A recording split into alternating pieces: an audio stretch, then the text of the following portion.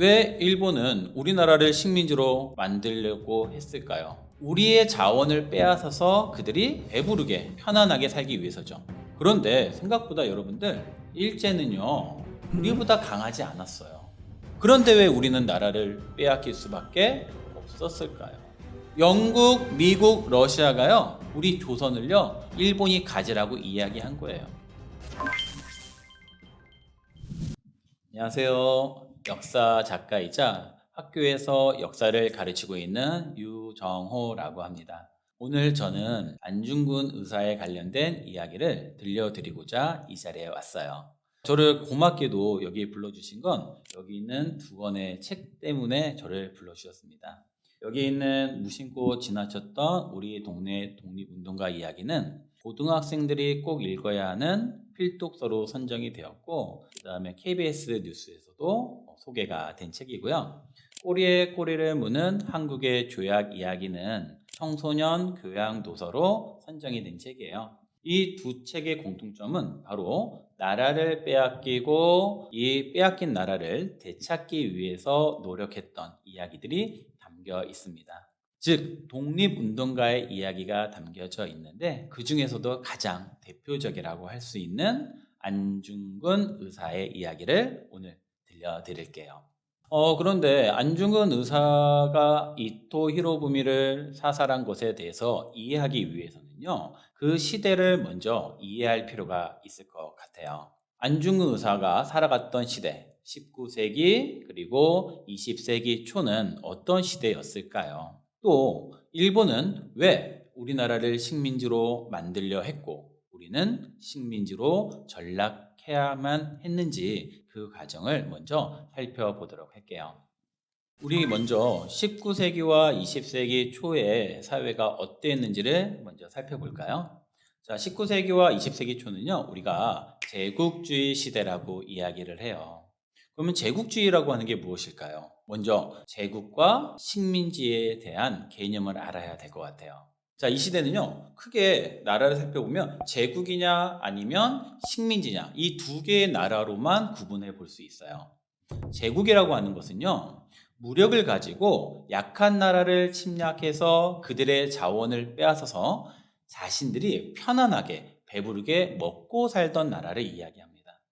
반대로 식민지란 침략을 받아서 주권을 빼앗기고 많은 자원을 빼앗길 뿐만이 아니라 기본적인 인권조차도 지켜지지 못해서 고통에 아픔에 시달려야 했던 나라를 이야기하죠. 그래서 일본이 우리나라를 식민지로 만들고 통치했던 1910년부터 1945년 사이에 일본을 우리는 일본 제국주의, 그걸 줄여서 일제라고 이야기를 해요. 반면 우리는 주권을 빼앗기고 일제의 식민지로 전락하게 되는 거죠. 그럼 여러분들 왜 일본은 우리나라를 식민지로 만들려고 했을까요? 앞서 이야기해 드렸던 것처럼 우리의 자원을 빼앗아서 그들이 배부르게 편안하게 살기 위해서죠. 그런데 생각보다 여러분들 일제는요 우리보다 강하지 않았어요. 다른 제국들을 물리치고 우리나라를 식민지로 만들 만큼 강하지 못했다는 것에 우리는 주목을 해야 됩니다. 그런데 왜 우리는 나라를 빼앗길 수밖에 없었을까요? 수많은 이유가 있겠지만 저는 외교적인 능력이 가장 큰 문제가 아니었나 생각을 합니다. 자, 여러분들, 일본은요, 우리 조선과 마찬가지로 통상 수교 거부 정책, 다시 말하면 세국 정책을 펴왔던 나라예요. 단지 우리보다 조금 앞서서 미국에 의해서 문호를 개방했던 나라입니다. 근데 그들도 평등한 조건으로 문호를 개방했나요? 아닙니다. 한포, 대포의 겁을 먹고 문호를 개방한 나라예요. 자, 일본은요, 조금 더 빨리 세상에 나가서 그 강한 서양 문물을 접하게 됩니다. 그리고 그걸 빨리 배워야겠다라고 생각했고 그 사회의 국제 질서를 느끼게 되는 거죠. 아, 당시의 국제 질서는 제국 아니면 식민지밖에 없구나. 그렇다면 우리가 제국이 되지 못한다면 식민지로 전락할 수밖에 없다. 우리가 빨리 힘을 키워서 주변 국가들을 식민지로 만들어야 되겠다는 위기감을 느낀 거예요. 그래서 제일 가까이 있는 우리나라를 식민지로 만들려고 했던 거고요. 반면 우리나라는 그런 부분에서 좀 부족했던 것 같아요. 우리 한국 사람을 설명할 때 정의라고 하는 단어를 가지고 이야기하잖아요. 어떤 법이라든가 꼭 지켜야 되는 질서보다는 우리 정의 있잖아. 이런 거 좀 눈 감아줘도 되잖아. 좀 편히 좀 봐줘. 이런 거 있잖아요. 1900년대 말에까지 우리나라는요, 청나라에게 그런 관계였던 것 같아요. 청나라가 우리 지켜줄 거야. 청나라가 제일 세잖아. 청나라가 우리를 도와줄 거니까 좀 어려움이 있어도 청나라한테 부탁하지 뭐. 그러면서도요, 일본 같은 나라들은 굉장히 무시를 많이 했어요. 그러다 보니까 어떻게 됐을까요? 일본이 쳐들어왔을 때 청나라에게 의존했잖아요. 자, 청나라가 무너지고 나니까 또 일본보다 센 나라였던 미국에 의지하잖아요. 미국 도와줘. 러시아도 마찬가지고요. 어려움이 닥쳤을 때 그 문제를 해결할 수 있는 건 자기 스스로밖에 없거든요. 다른 사람의 도움을 받으면 좀 더 수월하겠지만 자신이 변화하지 않으면 절대 그 문제를 해결할 수가 없잖아요. 우리는 그런 부분에서 노력을 하지 않았던 겁니다. 반면 일본은요, 정말 뼈를 깎는 고통을 감수하면서 바꾼 거죠. 그것을 우리는 메이지 유신이라고 해요. 그 전까지와는 완전히 다른 정치, 경제, 사회, 문화, 군사 모든 거를 기존의 질서를 싹 다 바꿔버린 새로운 나라로 발전하게 된 거죠. 자, 그래서 청나라를 무너뜨리고 우리나라를 식민지로 만들 권리를 받게 됩니다. 이것이 바로 청일전쟁이죠. 근데 일본이 힘들게 청나라를 이기고 한반도의 지배권을 가져왔는데 생각외로 실패하게 돼요. 왜냐면요, 일본의 팽창을 원하지 않는 나라들이 많았거든요. 중국의 이권을 노리고 있던 러시아, 독일, 프랑스 이런 나라들은 동양인이던 일본인들이 세력을 팽창하는 것이 달갑지 않았어요. 그래서 일본에게 압력을 행사합니다. 이것을 우리는 삼국 간섭이라고 해요. 일제는 힘이 없기 때문에 결국 중국으로부터 빼앗은 이권을 대부분 포기해야 됐고요. 또 이 과정에서 깨닫는 게 있었죠. 우리 힘만으로는 되지 않겠다. 일본이 한반도를 지배하기 위해선 제일 센 나라들을 나의 편으로 만들어야 되겠다라는 생각을 하게 된 거예요. 그리고 주변을 살펴본 거죠. 그렇게 해서 발견된 나라가 세계 최강의 나라였던 영국인 겁니다. 영국은요, 전 세계 3분의 1이 넘는 지역을 식민지로 만든 세계 최강의 나라였어요. 자, 예를 들어서요, 중국을 가장 먼저 침략해서 이권을 빼앗은 나라가 영국입니다. 근데 중국은 정말 많은 자원, 정말 수많은 사람들이 있다 보니까 그거를 혼자서 독차지하기가 어려웠어요. 다른 제국들, 열강들이 중국을 넘보기 시작한 거죠. 그 중에서 영국에게 가장 위협이 됐던 나라는 러시아였어요. 왜냐하면 러시아는 우리가 있는 동북아시아의 영토를 가지고 있었거든요. 영토를 맞닿고 있었기 때문에 배를 타고 지구의 반바퀴를 돌아와야 하는 영국하고는 사정이 달랐어요. 그러다 보니까 영국은 어떨까요? 러시아를 내려오지 못하게 막아야 되는데 군대를 끌고 오기에는 너무나 비효율적이라는 거예요. 그래서 일본과 손을 잡게 되는 거죠. 일본도 이걸 눈치챈 거죠. 영국은 누군가 대신 러시아랑 맞서주기를 원하는 나라가 필요해. 그렇다면 우리가 그걸 하자. 대신 한반도의 지배권을 달라고 하자. 이 이해관계가 맞아 떨어지면서 제1차 영일동맹이 맺어지게 되는 겁니다.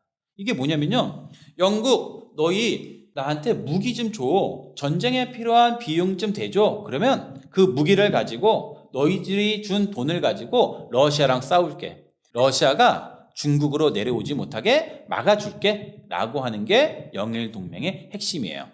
자, 영국도 손해볼 게 없었잖아요. 그래서 이 둘은 손을 잡고 러시아를 공격하게 됩니다. 이게 바로 1904년 러일 전쟁의 시작인 거죠. 근데 여러분들, 싸움에서 가장 이길 확률이 높은 게 뭔지 아세요? 제일 쉬운 방법이 하나 있어요. 먼저 때리는 거예요. 먼저 때리면요, 맞은 사람은 그 기세가 꺾이게 됩니다. 그래서 적극적으로 싸우지 못하고 자신의 기량을 펼치지 못해요. 그렇다면 일본도 어떻게 했을까요? 러일 전쟁에서 먼저 러시아를 일명 선빵을 때린 거죠. 자, 랴오동 반도에 있던 러시아 함대를 공격해서 군함들을 침몰시킵니다. 우리 인천에 있는 러시아 함대도 침몰시키고요.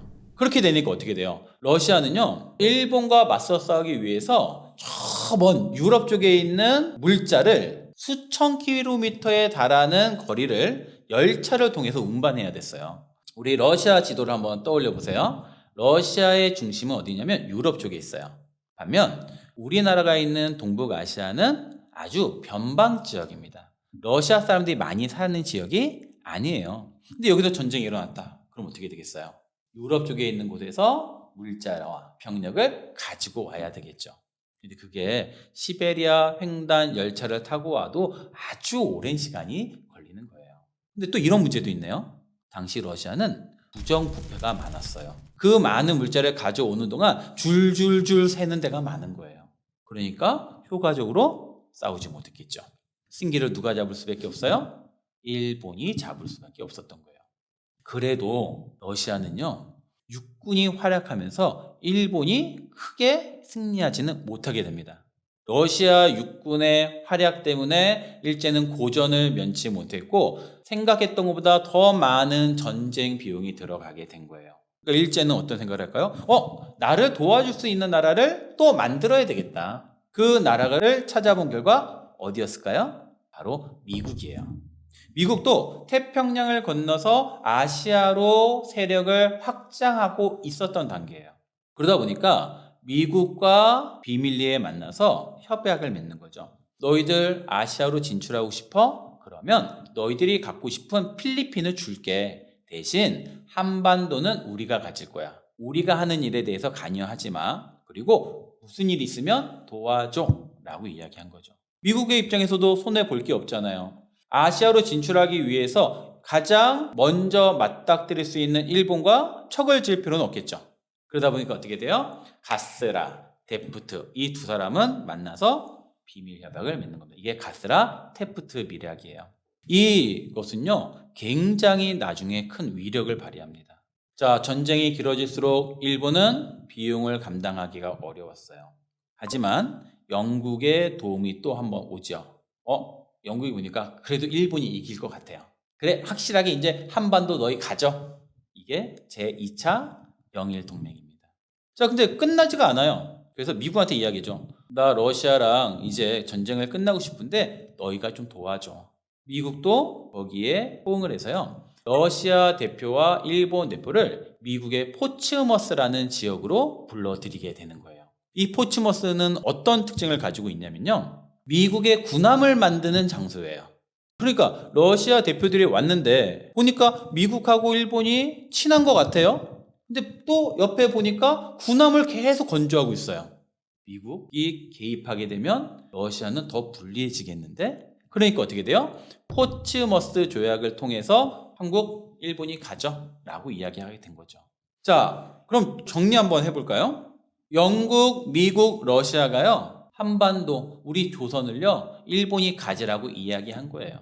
이 과정 속에서 일본 혼자만의 힘으로 우리나라를 식민지로 만든 건가요? 아니잖아요. 다른 나라의 도움을 받은 거잖아요. 이게 외교의 승리입니다. 근데 우리나라는 어땠어요? 자, 러일 전쟁이 일어났어요. 일본이 러시아로부터 우리 도와줄 거야. 일본 지지했어요. 근데 좀 지나고 나니까 일본이 간섭을 하고 우리를 침략하기 시작해요. 그러니까 누구한테 도움을 요청할까요? 미국한테 도움을 요청합니다.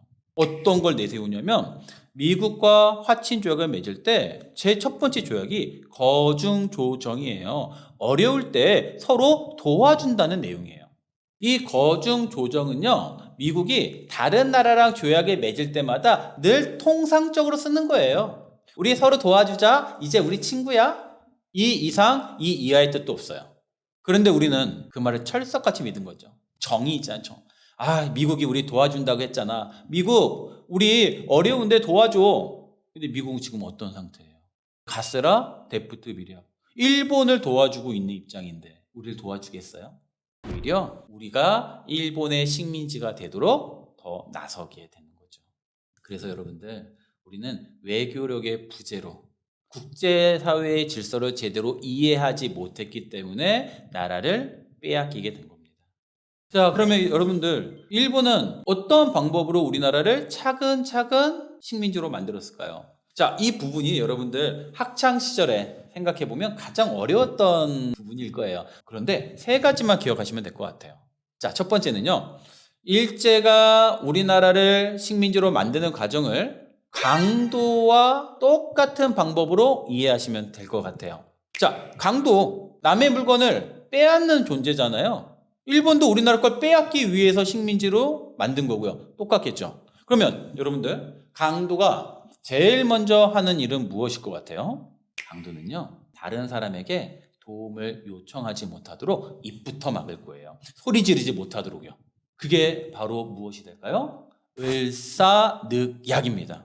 우리나라의 외교권을 빼앗아 가지고 다른 나라에 도움을 요청하지 못하도록 한 게 을사늑약. 강도가 입을 막듯이 우리나라의 외교권을 빼앗은 거예요. 자, 그 다음은 뭐 할까요?